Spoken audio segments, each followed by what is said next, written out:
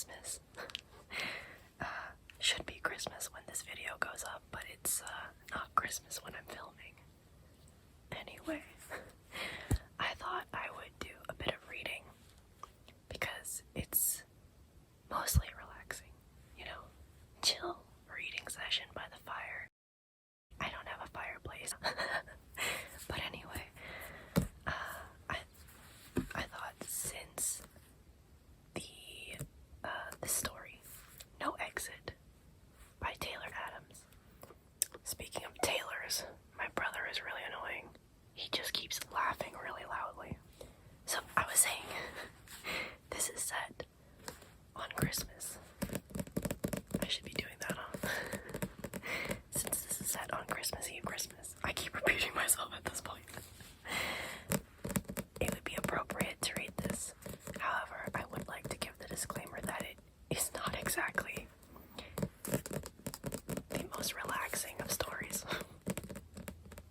The premise of this story is it's not chill. If you're expecting something relaxing and calming, this is not. The situation, the scenario, it's not one that anybody would like to find themselves in. Definitely not. I'll read you the back, so maybe you can get an idea of whether you want to stick around or not. I'm only going to read the first chapter, by the way, so no spoilers, really. 13 hours, 4 strangers, 1 missing child, no exit. She knows her odds. She'll fight anyway. On her way to Utah to see her dying mother, college student Darby Thorne gets caught in a fierce blizzard in the Colorado Rockies. I hope I don't do that a lot. The hiccups. While I read. With the roads impassable, she's forced to wait out the storm at a remote highway rest stop with no cell phone reception. Inside are some vending machines, a coffee maker, and 4 complete strangers. Desperate to find a signal to call home, the exhausted young art student goes back out into the store and makes a horrifying discovery. In the back of the van parked next to her car is a little girl locked in an animal crate. Who is the child? Why has she been taken? And how can Darby save her? There is no way to call for help and no way out. One of her fellow travelers is a kidnapper. But which one? Trapped in an increasingly dangerous situation on the edge of civilization, with a child's life and her own on the line, Darby must find a way to break the little girl out of the van and escape. But who can she trust? I'd just like to say that if there are random cuts in the video, it's because I either need to hydrate or my brother is too dang loud. So I have to stop. I just wanted this to be a simple video, but of course he has to make my life difficult all the time. Okay, the one thing I want from my brother for Christmas is quiet. Peace and quiet, but he won't. Anyway, let's get cracking.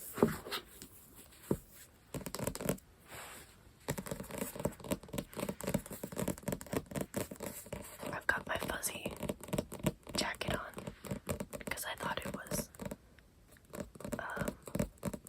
Christmassy. And also it's cold. There's no insulation in my apartment, so it's very, very cold inside. I live in Southern California, so it shouldn't be that cold. And yet, I'm freezing. Oh, should I do page flipping too? I was reading this, and I'm on this page. Oh, spoilers.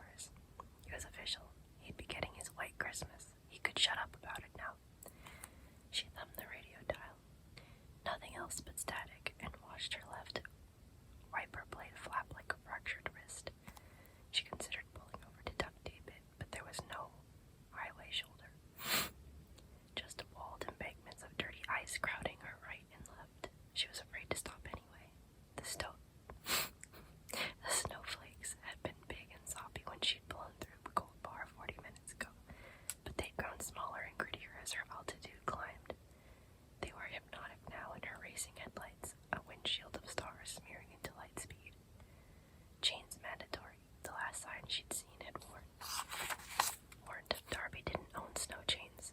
Not yet, at least. This was her sophomore year at CU Boulder, and she'd never planned on venturing any farther off campus than Ralphie's thriftway. She remembered walking back from there last month half drunk with a gaggle of half-friends from her dorm, and when one of them asked her, only half giving a shit, lots of halves going on, where she planned to go for Christmas break, Darby had answered bluntly that it would require an act of God himself to make her come back home to Utah. And apparently he'd been listening, because he'd blessed Darby's mother with late-stage pancreatic cancer. She'd learned this yesterday, via text message. Scrape, scrape. The bent wiper blade slapped the glass again, but the snowflakes were dry enough and the car's speed fast enough that the windshield stayed clear. The real problem was the accumulating snow on the road. The yellow lane markers were already hidden by several inches of fresh white, and periodically Darby felt her Honda Civic's chassis rake the surface. The sound returned like a wet cough, a little worse every time. On the last one, she'd felt the steering wheel vibrate between her knuckled fingers. Another inch of powder and she'd be stranded up here, 9,000 feet above the sea level with a quarter tank of gas, no cell coverage, and only her troubled thoughts for company. And the brassy voice of Bing Crosby, she supposed. He crooned the final chorus as Darby took a sip of warm Red Bull. Scrape, scrape. The entire drive had been like this. A blurry bloodshot charge through miles of foothills and scrub plains. No time to stop. All she'd eaten today was ibuprofen. She'd left her desk lamp on in her dorm room, but she'd only noticed this as she left the Dryden parking lot. Too far to turn back. Stomach acid in her throat. Pirated schoolyard heroes and My Chemical Romance tracks looping on her, now dead, iPod Touch. Racing green signboards with faded fast food decals. Boulder had vanished in her rearview mirror around 3 p.m. And then the foggy skyline of Denver with its fleet of grounded jets, and finally little gold bar behind a screen of falling snowflakes. Scrape, scrape. Bing Crosby's White Christmas faded, and the next holiday song queued up. She'd heard them all twice now. Her Honda bucked sharply left. Red Bull splashed in her lap. The steering wheel went rigid in her grip, and she fought it for a stomach-fluttery second. Turn into the skid, before twisting the vehicle back under control, still moving forward and uphill, but losing speed, losing direction. No, no, no, she pumped the gas. The all-weather tires gripped and released in the sludgy snow, heaving the car in violent contractions. Steam sizzled off the hood. Come on, Blue. Scrape, scrape. She'd called this car Blue since she got it in high school. Now she feathered the gas pedal, searching for the sensory feedback of traction. Twin spurts of snow, lit vivid red by her taillights. This is so a harsh rattling sound. Blue's undercarriage scraping the snow surface again. The car struggled and fishtailed, half boat now, and scrape. The left wiper blade snapped off and twirled away. Her heart sank. Oh shit. Now the incoming snowflake stuck to the left hemisphere of her windshield, rapidly gathering on the unguarded glass. She'd lost too much speed. In seconds, her view of State Route 6 had narrowed into tunnel vision, and she punched her steering wheel. The horn bleated, heard by no one. This is how people died. She realized with a shiver. In blizzards, people get trapped out in rural areas and run out of gas. They freeze to death. She sipped her Red Bull, empty. She clicked off the radio, leaned into the passenger seat to see the road, and tried to remember. What was the last car she'd seen today? How many miles back? It had been an orange snowplow with CDOT stenciled on. Is it CDOT? CDOT? I'm not familiar with these kinds of vehicles. Again, Southern California. Stenciled on the door, hugging the right lane. least an hour ago, back when the sun had been out. Now it was just a gray lantern slipping behind jagged peaks, and the sky was dimming to a bruised purple. Frozen fir trees becoming jagged silhouettes, the lowlands darkening into lakes of shadow. The temperature was 4 degrees. Oh, my bad, sorry. Didn't realize I was out of frame. The temperature was 4 degrees according to the Shell Station signboard she'd passed 30 miles back. Probably colder now. Then she saw it. A half-buried green sign in the snow berm to her right. It crept up on her, catching the glow of her Honda's dirty headlights in a flash. 365 days since the last fatal accident. The count was probably a few days off due to the snowstorm, but she still found it eerie. 1 year exactly. It made tonight some sort of grim anniversary. It felt strangely personal, like one of her gravestone rubbings. And behind it, another sign. Rest area ahead. Scene 1. You've seen them all. One longhouse structure, visitor center, restrooms, maybe a volunteer-run convenience store or coffee shop. Nestled among wind-blasted firs and chapped rock faces. A bare flagpole, a drum-like slice of an ancient tree, a crowd of bronze statues buried to their waists, taxpayer-funded art honoring some local doctor or pioneer, and an offshoot parking lot with a handful of parked cars. Other stranded motorists like herself, waiting for the snowplows to arrive. Darby had passed dozens of rest areas since Boulder, some bigger, most better, all less isolated. But this one apparently was the one fate had chosen for her. Tired, asked a blue sign, free coffee inside, and a newer one stamped with a Bush-era Homeland Security eagle. See something, say something. A final sign at the end of the off-ramp was T-shaped.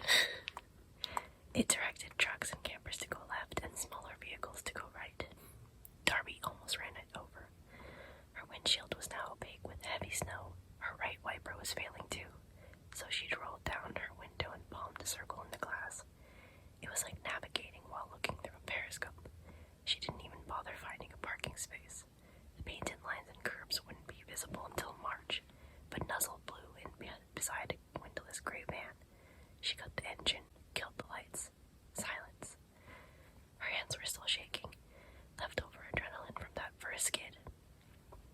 She squeezed them into fists, first the right, then the left. Inhale, count to 5, exhale, and watched her windshield gather snowflakes. In 10 seconds, the circle she'd wiped was gone. In 30, she was sealed under a wall of darkening ice, facing the fact that she wouldn't make it to Provo, Utah by midnight tonight. The optimistic ETA had hinged on her beating this blizzard over Backbone Pass before 8 p.m., and it was almost 6 already. Even if she didn't stop to sleep or pee, she wouldn't be able to speak to her mom before the first surgery. That window of time was closed indefinitely, like yet another mountain pass on her news app. After the surgery, then, that's when. Now her Honda was pitch black, snow packed against the glass on all sides like an Arctic cave. She checked her iPhone, squinting in the electric glow. No service and a depleting battery. The last text message she received was still open. She'd first read it back on the highway around Gold Bar, crossing some causeway slick with ice, hauling ass at 85 with the little screen trembling in her palm. She's okay right now. Right now. That was a scary qualifier, and it wasn't even the scariest part.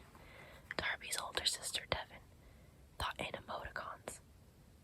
Her texts and Twitter posts were allergic to punctuation, often breathless spurts of verbiage. In search of a coherent thought. But not this one. Devin had chosen to spell out okay and end the sentence with a period, and these little details had lingered in Darby's stomach like an ulcer. Nothing tangible, but a clue that whatever was happening in Utah Valley Hospital was less than okay, but couldn't be expressed via keypad. Just 4 stupid words. She's okay right now. And here Darby was, the underachieving second-born, trapped at a lonely rest stop just below the summit of Backbone Pass, because she tried to race Snowmageddon over the Rockies and failed. Miles above sea level, snow Honda Civic with busted windshield wipers, a dying phone, and a cryptic text message simmering in her mind. She's okay right now. Whatever the hell that meant.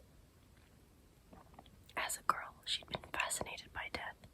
She hadn't lost any grandparents, so it was still an abstract concept. Something for her to visit and explore.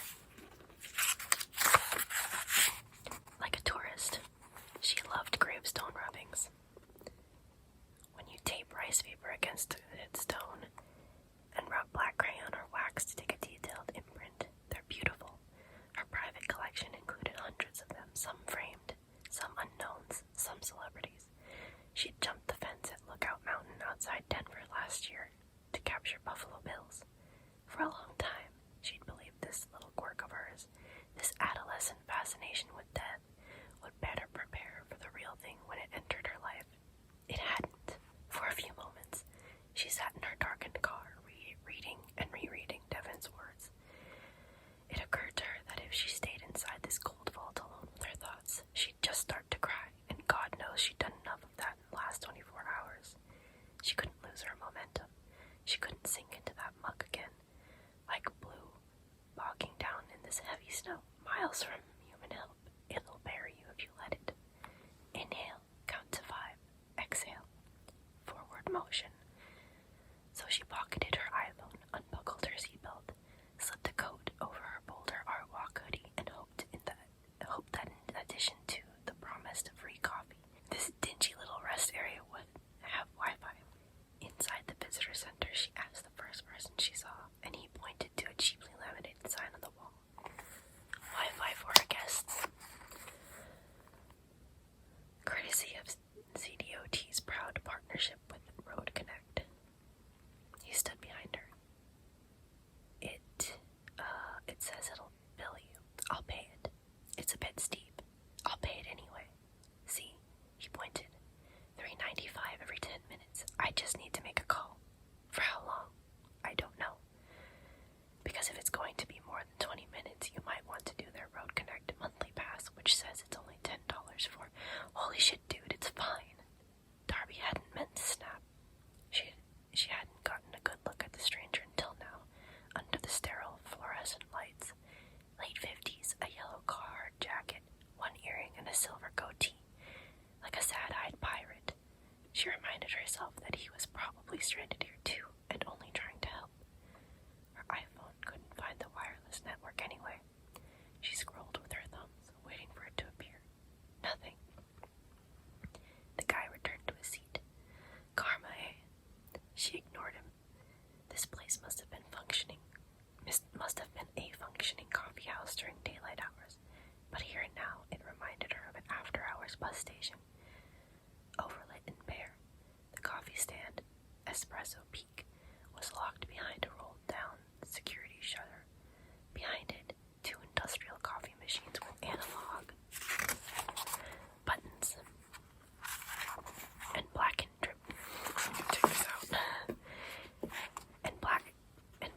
drip trays, stale pastries. A blackboard menu listed a few pricey frou-frou drinks.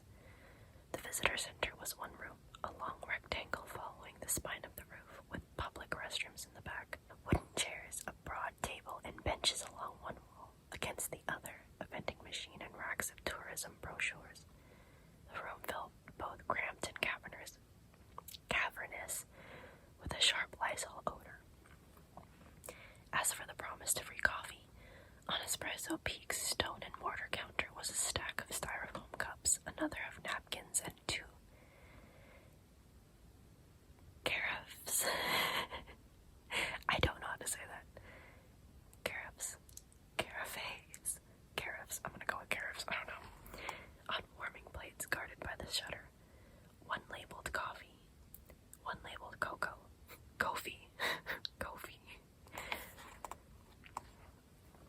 Someone on state payroll is 0 for 2 on spelling.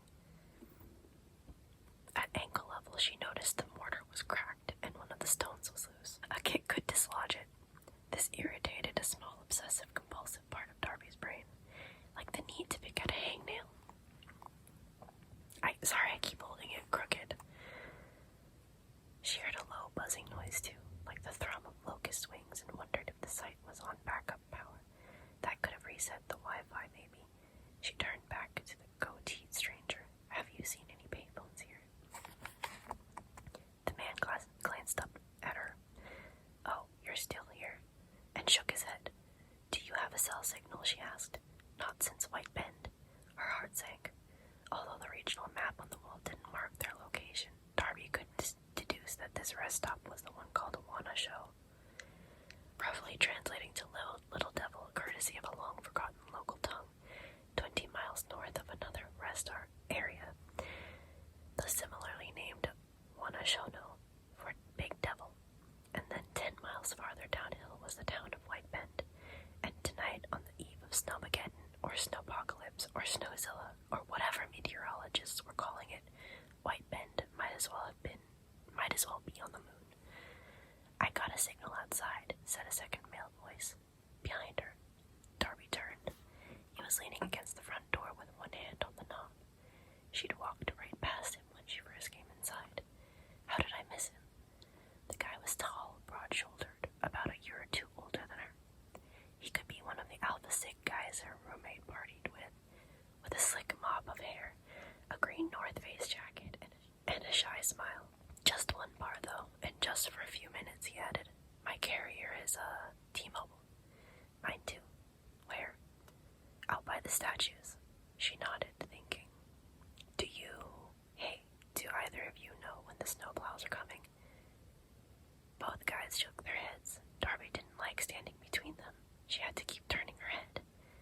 I think the emergency broadcasts are down, the older one said, pointing to a 90s area AM/FM radio buzzing on the counter. The source of the staticky insect noise she'd heard. It was caged behind the security grate. When I got here, it was playing traffic and EAS stuff on a 30-second loop.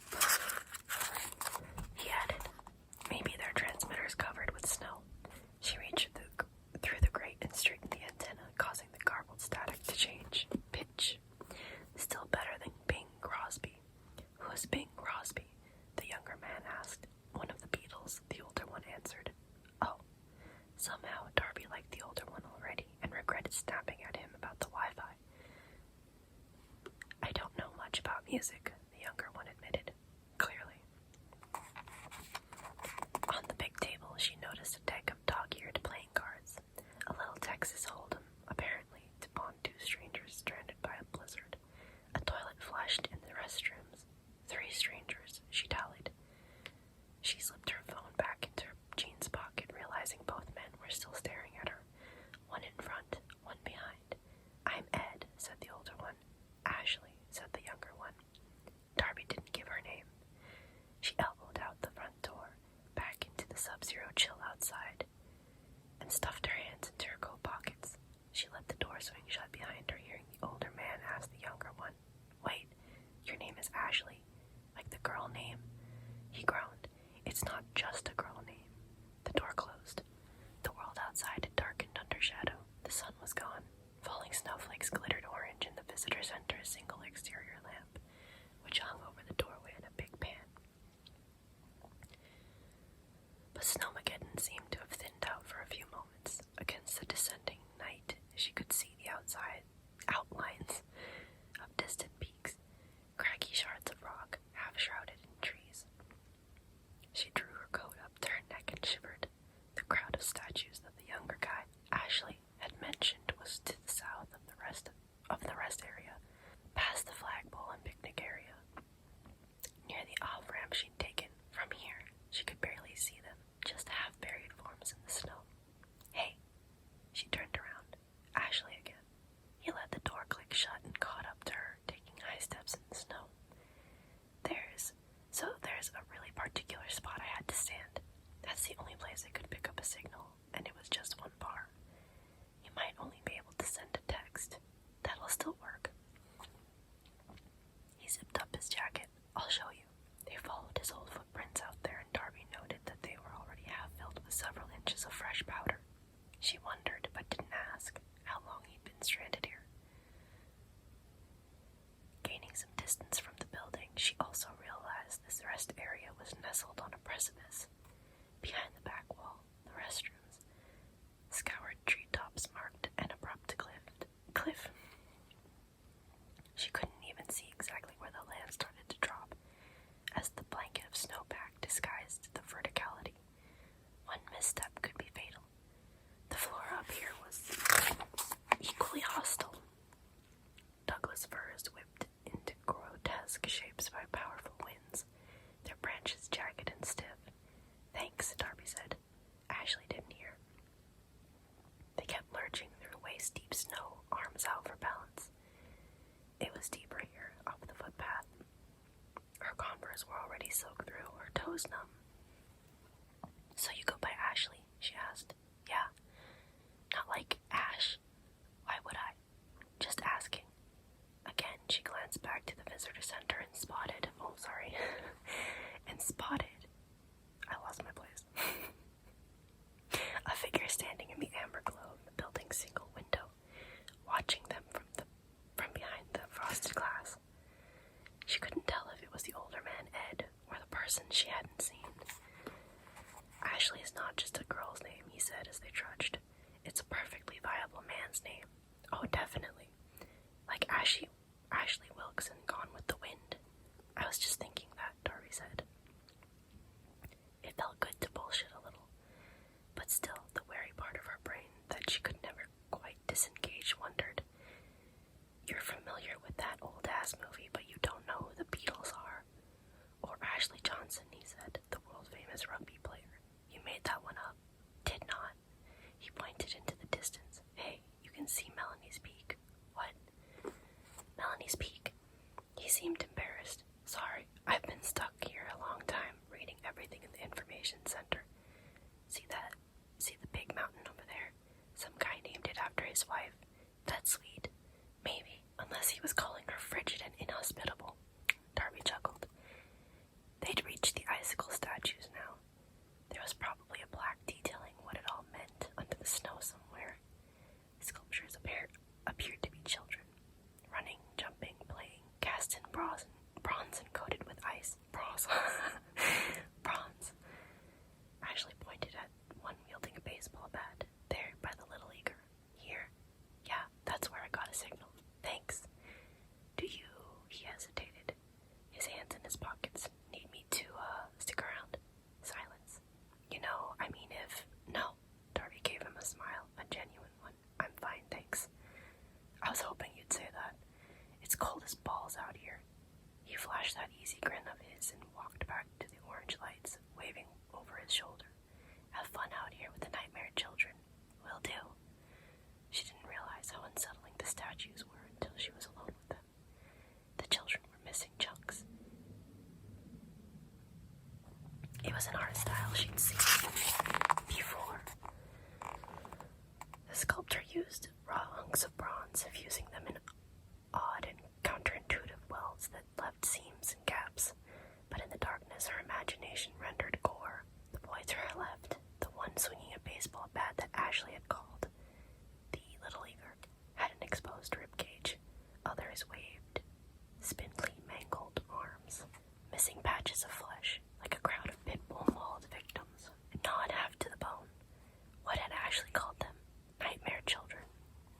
He was 20 feet away, almost a silhouette against the rest area's orange light when she turned and called to him. "Hey, wait." He looked back. "Darby," she said. "My name is Darby." He smiled. "Thanks for helping me," she wanted to say. "Thank you for being decent to me, a total stranger." The words were there in her mind, but she couldn't make them real.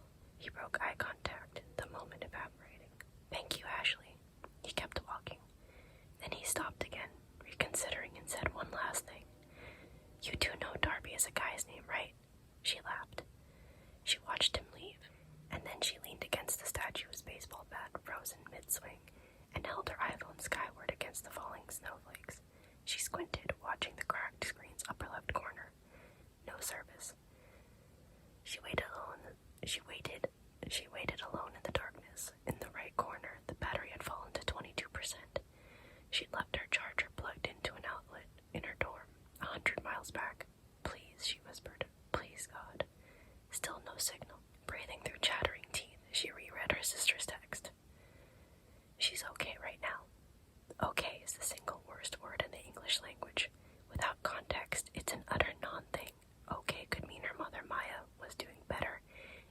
she was doing worse, and it could mean she was, well, just okay. People say pancreatic cancer is a swift killer because death often follows a diagnosis within weeks or even days, but that's not true. It takes years to kill. It's just symptomless in its early stages, invisibly multiplying inside its host, not manifesting jaundice or abdominal pain until it's far too late. This was a chilling notion, that the cancer had been there inside her mother when Darby was in high school. It had been there when she had lied about the broken Sears tags in her purse. It had been there when she drove home at 3 a.m. on a Sunday night, woozy from bad ecstasy with a green glow bracelet on her wrist, and her mother broke down in tears on the front porch and called her a rotten little bitch. That invisible creature had been perched there on her shoulder all along, eavesdropping, and she'd been dying slowly, and neither of them had known. They'd last spoken on Thanksgiving. The phone call had been over an hour of crisscrossing arguments, but the last few seconds lingered in Darby's mind. "You're the reason Dad left us," she remembered saying, "and if I could have chosen him instead of you, I would have, in a heartbeat. In a fucking heartbeat, Maya." She wiped away tears with her thumb, already freezing to her skin. She exhaled into the biting air. Her mother was being prepped for surgery right now at Utah Valley Hospital, and here Darby was stranded at a rundown rest area miles into the Rockies, and she knew she didn't have enough gas to idle blue here for long. The visitor center at least had heat and electricity. Whether she liked it or not, she'd probably have to make small talk with Ed and Ashley and whoever flushed that toilet.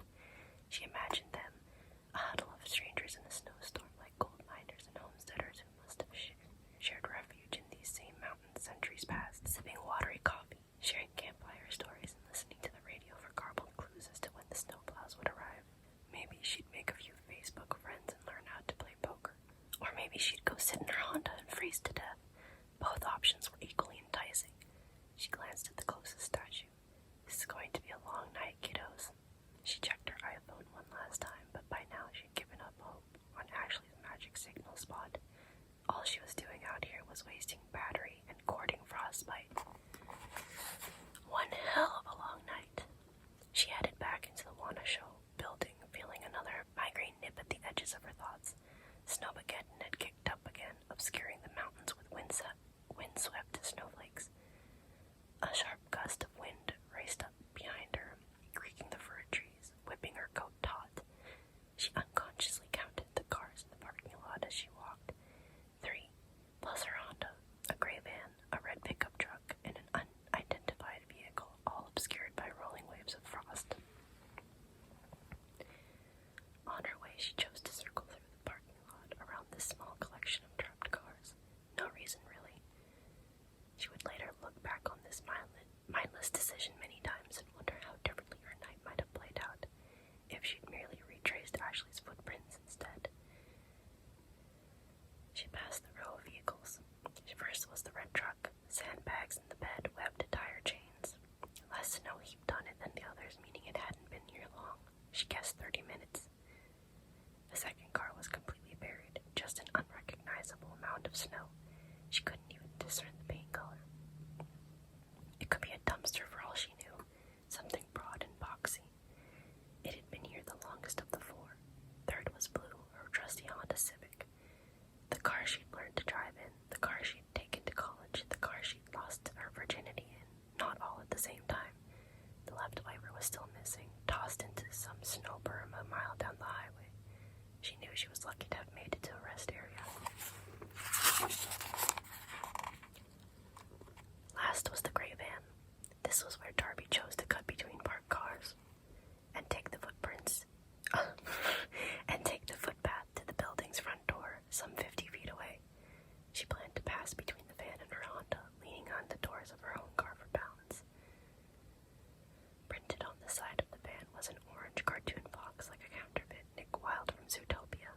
He wielded a nail gun, the way a secret agent holds a pistol, promoting some sort of construction or repair service. The company's name was covered by snow, but the slogan read, "We finish what we start." The van had 2 rear windows. The right one was blocked by a towel. The left one's towel had fallen away, leaving clear glass that caught a blade of reflected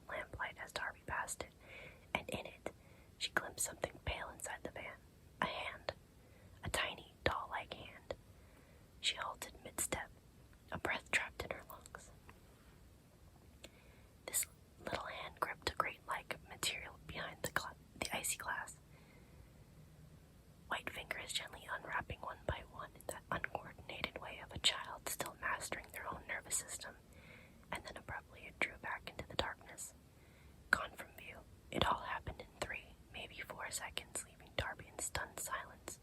No way. The interior was quiet, motionless again. She crept closer, cupping her hands against the window, squinting inside. Her eyelashes fluttering on the cold glass, barely visible in the blackness near where the tiny hand had vanished. She made out a small crescent, barely their reflection of dim sodium vapor light. It was a circular combination lock, holding a latticework of metal bars, which the child's hand had been gripping, like the kid was in a kennel. Then Darby exhaled, a mistake, and the glass went opaque with her breath. But she'd seen it. There was no unseeing it. She stepped away, leaving a handprint on the door, feeling her heartbeat pounding in her neck, an intensifying rhythm. There's a child locked inside this van. Okay, so, just the first chapter. Felt like it took forever. So, that's all I'm gonna read for tonight. I'm sure Christmas is very busy for everybody who's celebrating, so I don't need to put out a long video, but maybe you'll have something to relax to once the day is done and you want to wind down. So hopefully this is relaxing. Maybe I'll do some tapping sounds now that I'm done.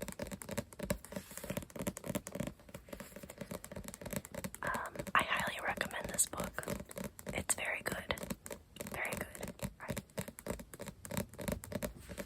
I tried to read it around this time of year. One, because I first bought it around this time of year, and two, the same reason I'm posting this video on Christmas. It happens around Christmas. I don't know, I just like reading it around this time. Feels like it's a real-time thing, you know?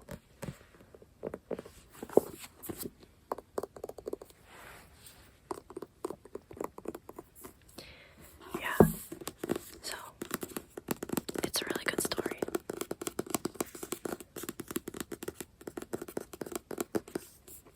If you are not one for thrillers, suspense, kind of horror, at times horror, I guess the whole situation is horrifying for sure. But yeah, if you're into that, I recommend it.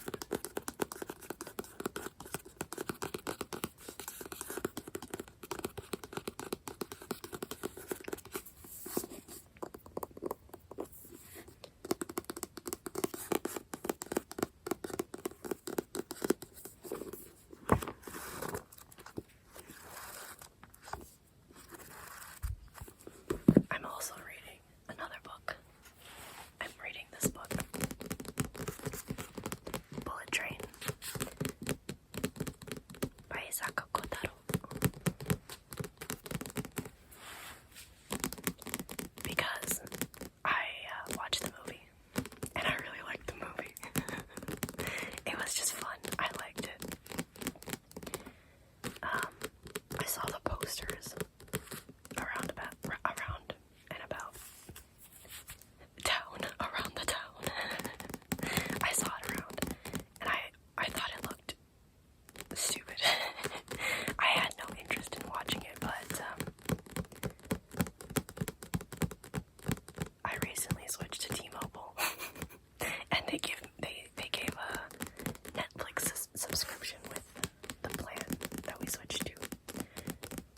So Bullet Train was on Netflix, and I said, alright, why not? I'll give it a go. Because I had nothing else to watch. And I really I think that's one of my favorite movies right now. I don't know. I really like it.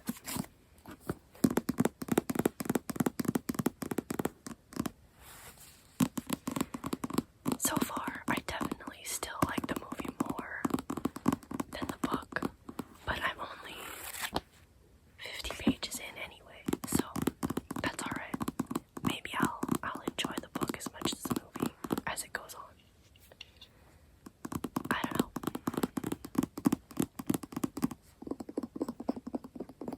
I don't like that.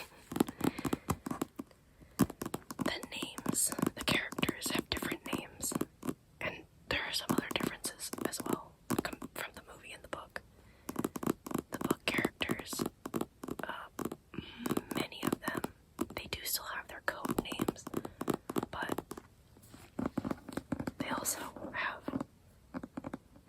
their real names, and they're Japanese.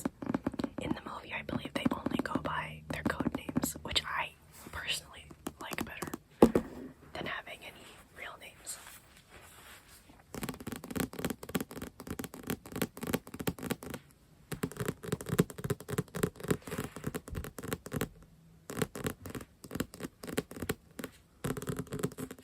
But anyway, if you want to read this, you can pause.